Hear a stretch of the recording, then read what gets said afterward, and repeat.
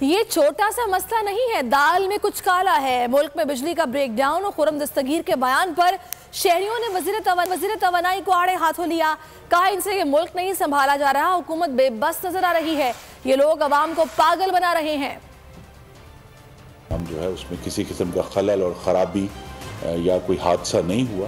बिजली का तरसीली निज़ाम महफूज है। अगर ये बहुत छोटा सा मसला था तो इसको फ़ौरन हल कर दिया जाता।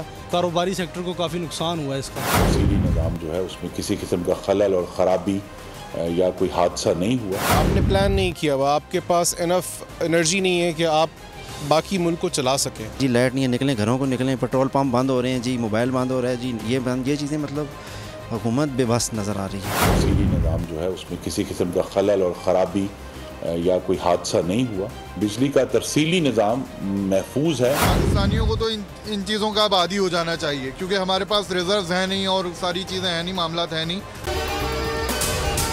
अगर आपको ये वीडियो पसंद आई है तो हमारे चैनल को सब्सक्राइब कीजिए और बेल आइकन पर क्लिक कीजिए।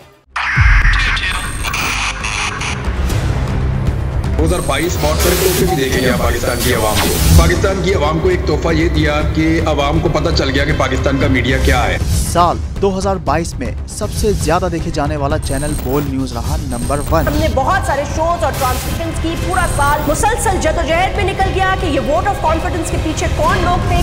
तोड़े रेटिंग के सभी रिकॉर्ड। सोशल मीडिया पर भी सबसे ज्यादा तेजी से 2.4 बिलियन व्यूज का संगे मील अबूर किया।